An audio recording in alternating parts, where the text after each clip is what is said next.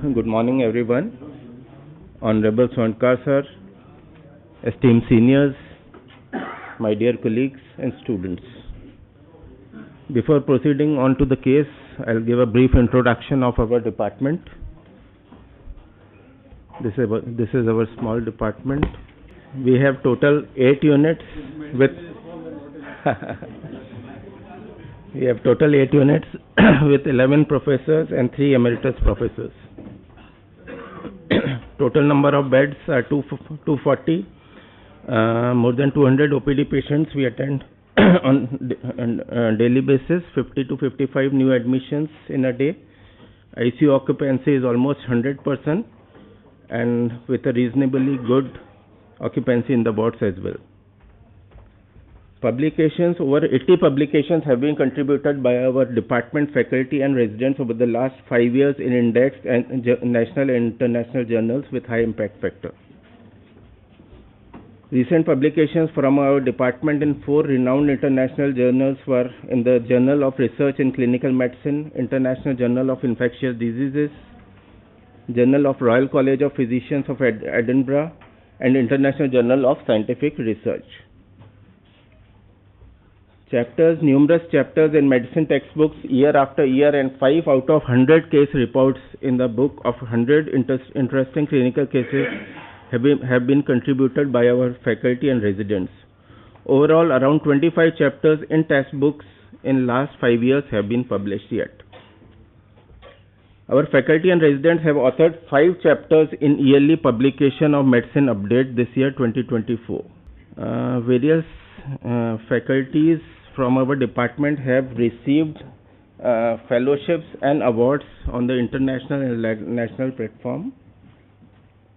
Fellowship of International Medical Sciences Academy. 4 of our faculty received the prestigious FIMSA at IMSACon Jaipur on December 2023. Fellowship of Diabetes India. 2 of our faculty members were awarded with this fellowship at Indore in April 2023. 3 of our faculty members were conferred with the prestigious Fellowship of Indian College of Physicians at Epicon 2023 at Ahmedabad. This year, Dr. Kishore Mulrajani will be awarded with FICP at Epicon 2024, New Delhi. Dr. Anjan Kalia is the 4th one to receive this prestigious Fellowship of Royal College of Physicians, Edinburgh this year. Organized IPF MidCon 2022 in August and Raj Epicon 2022 in November at our institute, and was a huge success, largely attended by over 800 delegates from all over the country. Our faculty has been a part of various national and international conferences as speakers and panelists. The 40th annual conference of the International Medical Sciences Academy was held at Mahatma Gandhi University on 2nd and 3rd December 2023. The upcoming conference, an international conference with UK and South Asian countries, IPF Medicon 2024, will be organized at our university on 6th and 7th of April, and the speakers from Sri Lanka, Nepal, Bangladesh and the United Kingdom will be attending this conference. Value-added courses. Department of Medicine has organized various value-added courses for students and faculty like BLS and ACLS. Dr. Mukesh Sharma and Dr. Anjan Kalia are AHA certified instructors for these courses. Our department regularly conducts seminars on good clinical practices in the form of case discussions, journal club and topic presentations. PG students have proved to be a great asset to the institution by securing top positions in paper presentation, poster presentation, quiz at state and national levels. Bit about alumni progression. Alumni of our department are successfully working as faculty and senior consultants in various public and private sector hospitals and medical colleges. Around 40% of our alumni have either completed or are pursuing DM in reputed institutes like NIMHANS, Adheesh Cancer Institute, Chennai, and working as super specialists throughout the country.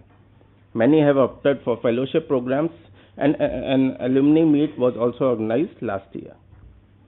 This is the list of our students who are either pursuing or have completed their super specialization. Cultural activities. Apart from academics, our department also has a lively cultural environment, and we recently had the privilege of winning second position in the stage performance during the first Foundation Day of the Advanced Center for Medical Genetics. We also have representation in various national and regional bodies of the physicians like National API Association of Physicians of India, State API, ISCM, IPF, American College of Physicians, and many more. Now, last but not the least, the Department of General Medicine is proud to announce that we are publishing a textbook of clinical examination in medicine in English, which will be ready for publication by the end of this month and will be launched in February 2024. This is the brainchild of our Sir Dr. G.N. Saxena sir, who has worked very hard along with our faculty and residents over a period of 1 year. So now coming on to the case, I invite Dr. Chinmay. Thank you, sir. Good morning to all respected teachers, seniors and colleagues. Today we will be discussing case of 33-year-old male with unexplained fever and weight loss. Our patient, a 33-year-old Hindu married male, resident of Shiopur, Madhya Pradesh and shopkeeper by occupation, he presented to Mahatma Gandhi OPD with chief complaints of fever for 6 months, weight loss and decreased appetite for 6 months, loose stool for 4 months, cough with expectoration for 2 months and oral ulcer for 15 days. Coming to history of presenting illness, he had fever which was low grade, intermittent type with no diurnal variation, without any chills or rigor, relieved after taking medication associated with decrease in appetite. Initially he used to have 5 chapatis and on presenting he was having 2 chapatis a day. With significant weight loss of patient being of 65 kgs initially and was of 50 kgs on presenting over a period of 6 months. Loose stools 3 to 4 episodes per day, semi-solid in consistency, yellow in color, non-foul smelling, not associated with any complaint of pain abdomen, without any blood or mucus associated with stools. A patient also had complaint of multiple oral ulcer over mucosa of tongue, soft and hard palate. Patient had complaint of cough with expectoration which was gradually progressive. The expectorant was white in color, copious in amount, approximately 8 to 10 teaspoons a day, thick mucoid in consistency, non-foul smelling, and also there was no diurnal or seasonal variation, postural variation, aggravating or relieving factor, no complaint of orthopnea or paroxysmal nocturnal dyspnea, and no complaint of blood-tinged sputum. Patient had negative history of pain in abdomen, palpitation and excessive sweating, genital ulcers, night sweats, burning micturition, chest pain, alopecia, joint pain, no history of travel outside the city, no history of blood transfusion, no history of drug allergies, and no history of exposure to pet or birds. Coming to past history, our patient had no history of diabetes mellitus, tuberculosis, bronchial asthma, hypertension, or medication for any chronic illness. But he was multiple times admitted outside for fever, for which he was given symptomatic treatment, and post which he was discharged, but no definitive diagnosis was made. He has no significant family history. Coming to personal history, he was non-smoker, non-alcoholic, vegetarian by diet, bladder habits were normal, sleep was normal, appetite was reduced, increased frequency of motion with semi-solid consistency and no high-risk behavior. Now to summarize our case, we have a 33-year-old male who presented with intermittent low-grade fever for 6 months, significant loss of weight 15 kgs in approximately 6 months, loose stool for 4 months, copious cough with white expectorant for 2 months and oral ulcer over tongue and palate for 15 days without any comorbidities. Now can I ask our audience what differentials can they think of? So we have classified a differential diagnosis. IBD as the first diagnosis. How do you explain the cough? How do you explain? So whenever you have symptoms related to multiple systems, you should think either of a systemic disease or a disease which involves multiple systems. So what would you like to change? Which infection? Yeah, a long history, fairly long history, multiple systems involved, GI and pulmonary symptoms. I think the first clinical diagnosis based on this history should be tuberculosis. I don't know whether any other systemic... HIV. We have classified a differential diagnosis on the basis of complaints like fever with weight loss associated with productive cough or oral ulcer or rash or loose stools. So these are various differentials that we have jotted down. Infective being tuberculosis, cryptococcosis, histoplasmosis, malignancy, ILD. Causes of fever with weight loss and oral ulcers being infections, Behçet's and malignancy. Causes of fever, weight loss and oral rash being infectious causes like tuberculosis, leprosy, autoimmune like sarcoidosis, SLE, lymphomas and leukemias. Causes of fever with weight loss and loose stools being secretory, inflammatory, GI or dysmotility. Now we have classified and jotted down to narrow it under various headings. Infective causes being viral like HIV, bacterial causes being tuberculosis and brucellosis, fungal causes like cryptococcosis, histoplasmosis, coccidioidomycosis, parasitic causes like Vaucheria, Leishmania, malaria, GI causes being IBD, autoimmune causes or malignancy, and thyroid disorders. Our patient was vitally stable except he was febrile and temperature was 100.2 degree Fahrenheit. On general physical examination, he was poorly nourished with loss of buccal pad of fat, supraclavicular hollowing and cachexia. He had oral ulcer over the mucosa of palate and tongue. Surrounding mucosa is erythematous and skin rash were present, papular rash with central punctum. We'll describe oral ulcers and skin rash in detail in upcoming slides. Patient had pella present on general physical examination. Res icterus, clubbing, cyanosis, lymph node, edema and JVP were normal. On systemic examination, he had spleen palpable 2 cm below costal margin, soft in consistency, non-tender and splenic notch was not felt. Rest other systems were normal. On day 1 of investigation, he had pancytopenia. Hemoglobin was 6.7 gram per dl, WBC being 2400 and platelet count of 40,000. PBF was normocytic normochromic with RBCs showing anisopoikilocytosis in the form of teardrop cells and occasional elliptocytes. And ESR was raised to 90. RFT, LFT were normal. On electrolyte examination, he had hyponatremia, sodium being 128 millimole per liter. Chest X-ray showed prominent bronchovascular markings and few calcifications on the right side. And USG whole abdomen was suggestive of mild splenomegaly with 14 cm in largest dimension. We'll again summarize our case of a 33-year-old male with intermittent low-grade fever for 6 months, weight loss significant 15 kgs, loose stool for 4 months, cough with copious white expectorant for 2 months, oral ulcers over tongue and palate for 15 days. On examination, he had pellar present and palpable splenomegaly. Lab report suggestive of pancytopenia, raised ESR, PBF being normocytic normochromic with anisopoikilocytosis in the form of teardrop cells and occasional elliptocytes. So we have added differential. एक second, बड़ी अच्छी important बात बताइए. जो कबूतरों को दाना डालते हैं ना, कबूतरों की जो बीट होती है, that causes this cysticosis, which leads to the interstitial lung disease. This I was told about 35 years back. So please avoid the habit of putting, giving the danas to right? Now we have added some more differentials. Infectious causes being viral causes like HIV, bacterial causes being tuberculosis, fungal and parasitic, and also hematological disorders. So because our patient had pancytopenia, we have added 2 types of cellular bone marrow involvement being hypocellular or cellular marrow. Hypocellular marrow can be myelodysplastic syndrome, aleukemic leukemias or lymphomas, and cellular marrow being myelofibrosis or infectious infestations of bone marrow by various bacteria, viruses and parasites.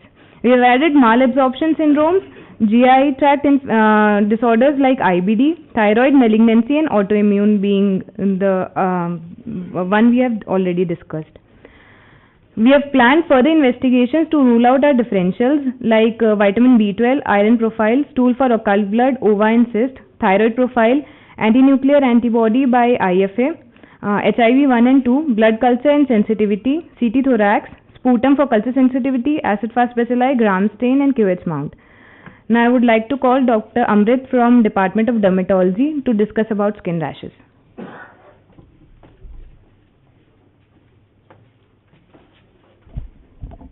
Thank you, Dr. Chinmay. Good morning, respected teachers, seniors, and my dear colleagues. So the patient was referred from Department of General Medicine in view of the skin lesions of her body since 2 months. On examination, there were multiple, well-defined, discrete, skin-colored papules with central umbilication present over face, upper chest and upper back. There are also multiple, well-defined skin-colored papules with central brown crust present over the chest and bilateral upper limbs.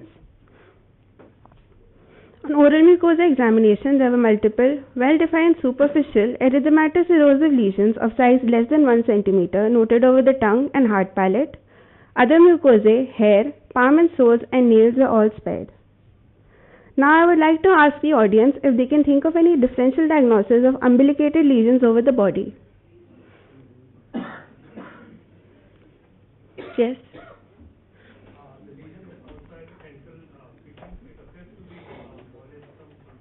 Yes. So the differential diagnosis of umbilicated lesions can broadly be divided into infective and non-infective causes.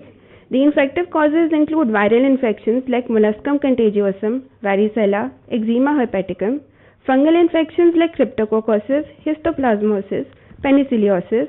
Non-infective causes include non-infective granulomatous conditions like granuloma annulare, sarcoidosis, perforating disorders like reactive perforating collagenoses, perforating folliculitis and perforating lichen nitidus. Soft tissue tumors can also be included in the non-infective causes, and these include sebaceous gland hyperplasia. Now the lesion started 2 months back from the center of the chest and progressed to involve the entire upper chest, face and proximal half of bilateral upper limbs. They were not associated with pain or itching. A bedside Zank smear was made, which was negative, and HIV 1 and 2 antibody reports were traced, but they had not yet come. Coming back to our differential diagnosis, so the first one being molluscum contagiosum. As the lesions of molluscum contagiosum are dome-shaped papules, they're having a pearly, waxy white appearance, and the Zank smear for the same was negative, so it was ruled out. Varicella and eczema herpeticum are generally acute conditions, and the duration of this disease was 2 months. Also in varicella, the distribution is cephalocaudal and it has an erythematous base. Eczema herpeticum is a disseminated herpes simplex virus. It also has a monomorphic appearance, and the lesions appear in crops with an erythematous base, so it was ruled out. Coming to our non-infective granulomatous conditions, granuloma annulare is not associated with any symptoms. It's generally asymptomatic and not associated with fever or weight loss, and generally has an annular appearance, so it was ruled out. For sarcoidosis, the patient did not have any lymphadenopathy, and on chest X-ray, no hilar lymphadenopathy was found, so it made the differential less likely. Perforating disorders are generally associated with chronic renal disease or diabetes mellitus, which was absent in this case, so it was ruled out. And soft tissue tumors like sebaceous gland hyperplasia are generally found only over the face, and here they were present over the chest and bilateral upper limb, so it was also ruled out. So our final differentials kept were first histoplasmosis because of the fever, weight loss and oral ulceration, penicilliosis and cryptococcosis. A skin biopsy was sent for routine histopathological examination along with periodic acid shift staining and India ink staining. So now I would like to call Dr. Kashish from Department of ENT to further continue this discussion. Thank you. Thank you, Dr. Amrit. Good morning, everyone. Respected faculty members, seniors and colleagues. The patient was referred to us from the Department of General Medicine with the complaint of odynophagia since the past 15 days. It was associated with both solid as well as liquid diet. It was insidious in onset, progressive in nature, and aggravated on eating spicy food. There was no history of smoking or tobacco chewing. There was no history of previous oral ulcers or immunocompromised status. There was no history of any trauma or any significant drug intake. The oral cavity examination was done after taking due consents. It revealed angular cheilitis. Angular cheilitis was seen. Erosive lesions were seen. They were multiple and of size around less than 1 centimeter in the oral cavity, involving the base of tongue, the soft palate, the tonsillar pillars. They bled on touch. The surrounding mucosa was inflamed, edematous and congested. The posterior pharyngeal wall was congested. On 70-degree rigid fiber optic telelaryngoscopic examination, We saw a congested and edematous endolarynx, including bilateral arytenoids and AE folds. Arytenoids and AE folds were edematous, vocal cords were bilaterally mobile, erosive lesions were seen. Other structures such as the epiglottis, pyriform fossa, etc. were edematous but otherwise normal. Based on the history and clinical presentation of the patient, we considered the following differential diagnoses. They were grouped into infectious and non-infectious causes. The infectious causes include viral causes such as herpangina, herpes simplex, hand, foot and mouth disease, bacterial causes like Vincent infection, tuberculosis, syphilis, fungal causes like candidiasis, coccidioides immitis, cryptococcus neoformans, blastomyces dermatitis, histoplasmosis.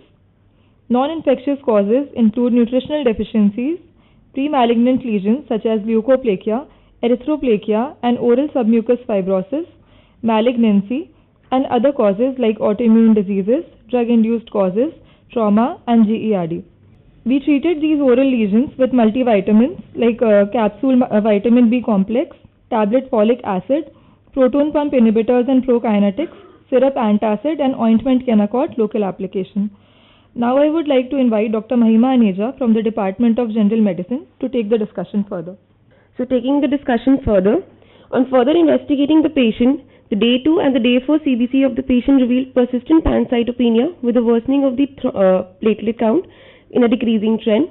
The electrolytes that were earlier showing hyponatremia had also worsened, and the serum creatinine had also risen. That could be leading to the progression of the primary disease or due to the AKI, pre-renal AKI that had developed due to the diarrhea. The anemia workup had showed a reduced corrected reticular count and the total iron workup. ANA by IFA was negative, thyroid profile was within the normal limits, stool for ova cyst and occult blood was negative. Sputum examination revealed gram-positive coca in the gram stain, rest others were negative. Viral markers turned out to be negative for the patient. On the day 6th of the admission, patient had an episode of bleeding per rectum, which was described as fresh blood, not mixed with stools, no pain in abdomen, and no tenesmus. Routine investigations were sent for the day, and surgery reference was taken, which revealed a normal PR examination. The CBC for the day revealed severe pancytopenia with a severe thrombocytopenia of 5,000 and normal PTINR profile. Injection tranexamic acid 1 gram was given to the patient along with a supportive treatment in the form of blood products was given. Patient was advised for colonoscopy, for which the patient denied, and there was no other episode of bleeding. The subsequent CBCs after the transfusion still revealed pancytopenia with platelet counts of 34,000 and 52,000. So what could be the differentials that could be thought after this, the labs and the history of the patient? Anybody from the audience would like to answer? So surgery exam... It's only PR. PR does, you have to specifically mention, because if a patient is having fresh bleeding per rectum, the commonest cause in population would be hemorrhoids. And we must remember that hemorrhoids are not palpable. You do a PR, PR may be normal. They are only seen. Unless they are complicated, they will not be palpable. So every patient who has bleeding per rectum must have, whether the patient is admitted in medicine, Hematology, ENT, anywhere, must have a rectal examination and a proctoscopic examination. So working on the differentials and ruling out those on the basis of the laboratory investigations, the differentials that were kept under 2 umbrellas, that was the infective, which was the fungal, and the hematopoietic disorders, as the pancytopenia could not be explained.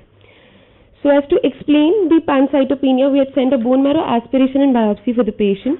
Now I would like to call upon Dr. Omkar from the Department of Hematology for the approach to a patient with pancytopenia. Thank you, Dr. Mahima. Good morning, respected teachers, seniors and colleagues. I am Dr. Omkar from Department of Clinical Hematology. I will be taking this discussion further. The hematology reference was done in view of pancytopenia. The CBC of this patient showed hemoglobin of 5.7 gram per deciliter.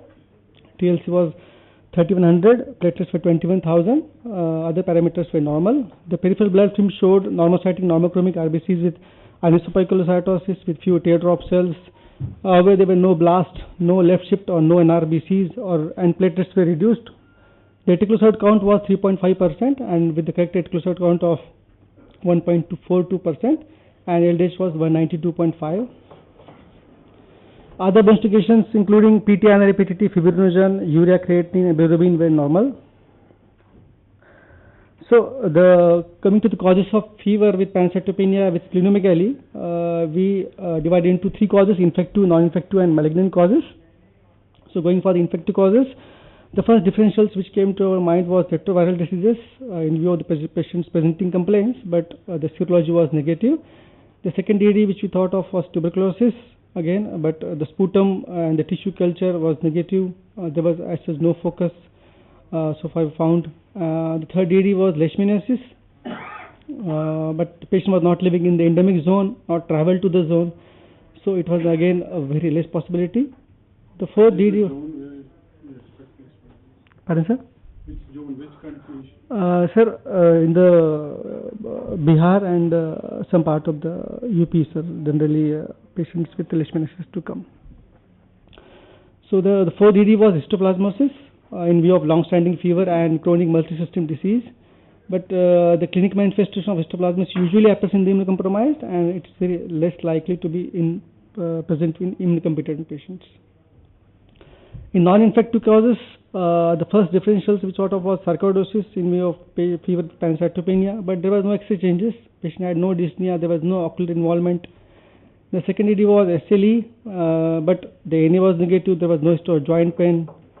The hemophagocytic syndrome was the third DD which we thought of, but the triglycerides were normal, fibrinogen were normal, the ferritin was normal, so it was ruled out.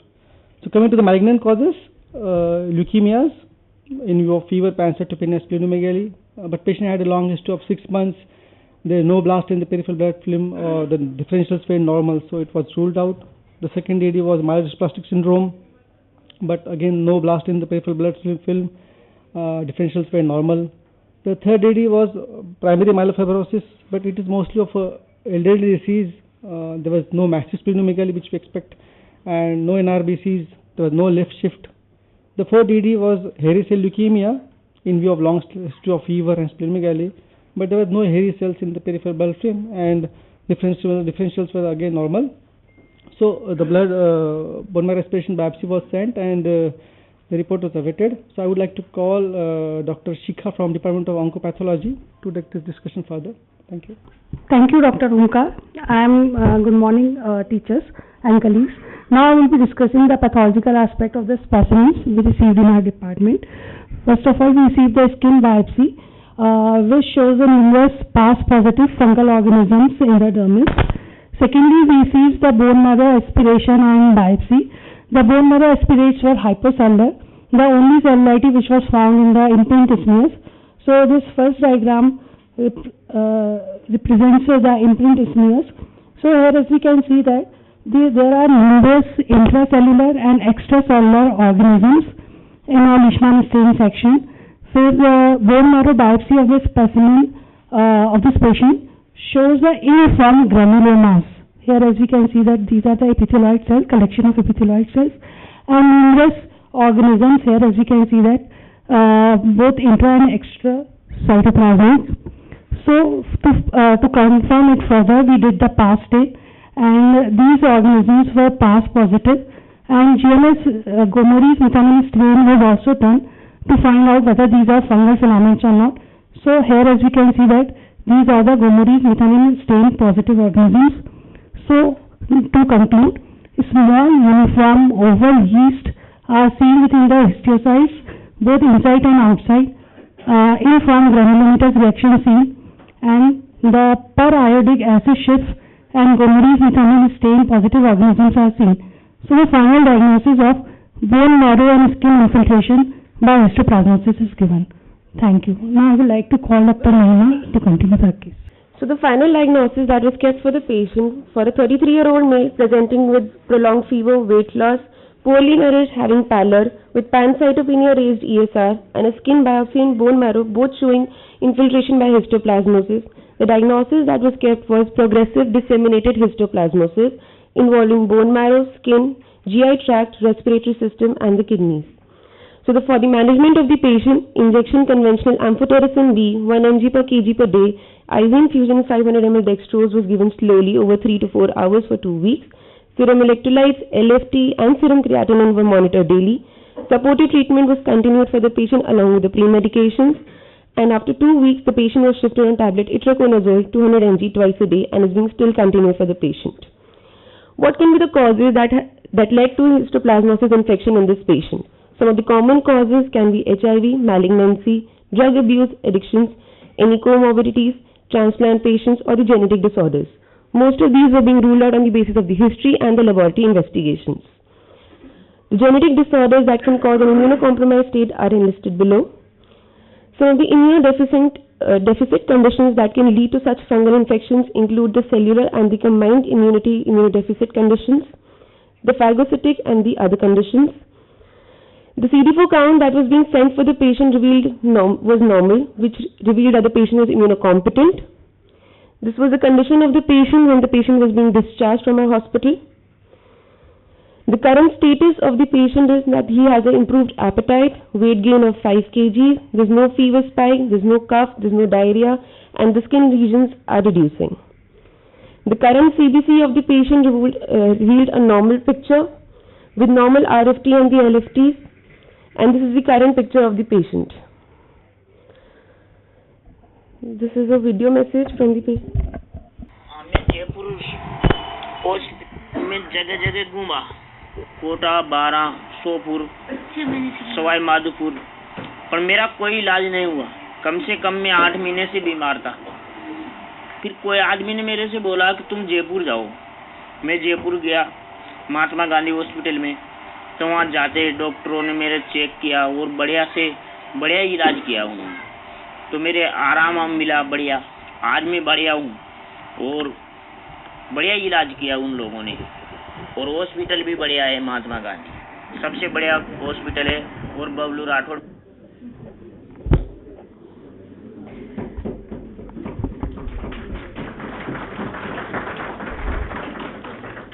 I would like to call upon Dr. Adheesh. This was the echoed by American Medical Association also, one of the best hospitals they have visited in the country.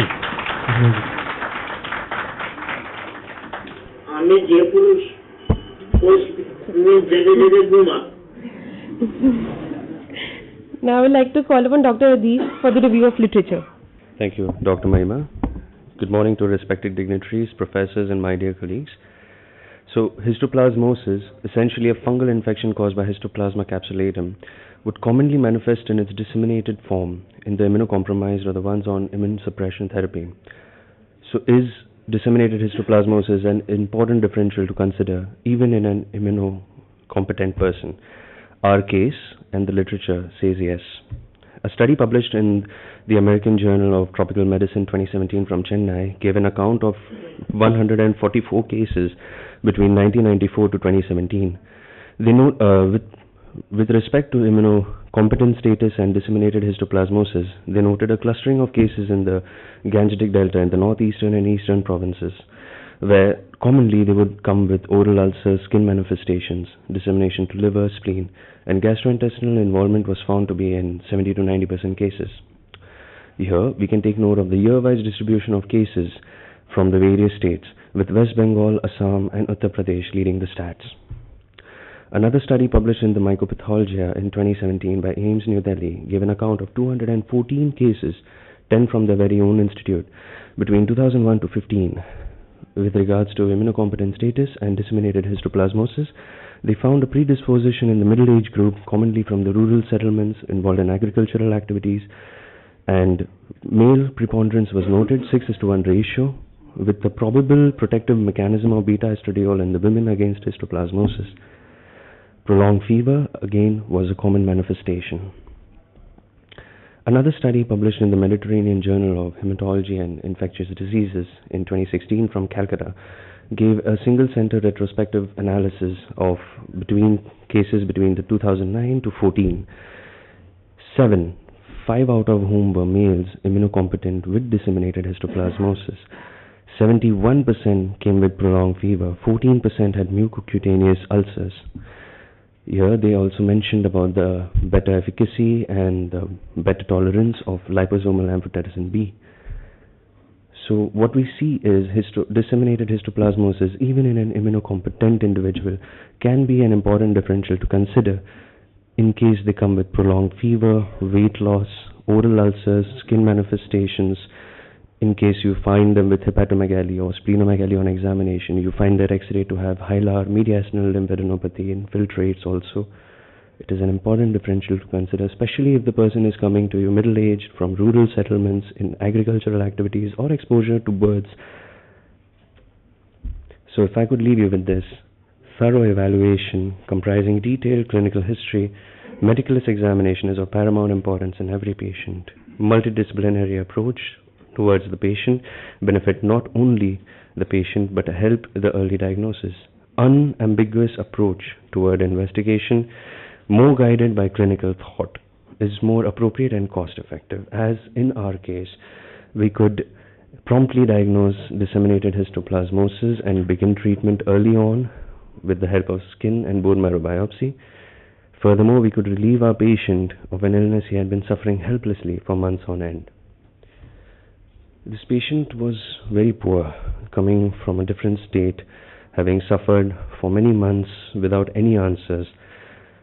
He came to us, and we'd like to thank Emeritus Chairperson Sir, the entire management of our prestigious institute, for giving this patient an opportunity of not only receiving treatment, but Dr. R.C. Gupta Sir, you too, for the many concessions and the many support to give this person a quality treatment. We also thank the CCR Review Committee for helping us, guiding us throughout our journey to bring this to you today. We thank the dignitaries present here. We thank the various departments that helped us, guided us, and enabled us in reaching an early effective diagnosis, starting a treatment very promptly. Thank you, Dept of Oncopathology, Hematology, ENT, Dermatology, and we also like to thank our unsung heroes, the inexpendable staff. And we'd like to thank the patient and his family for trusting us, trusting this institute. Thank you, one and all present here, and good day.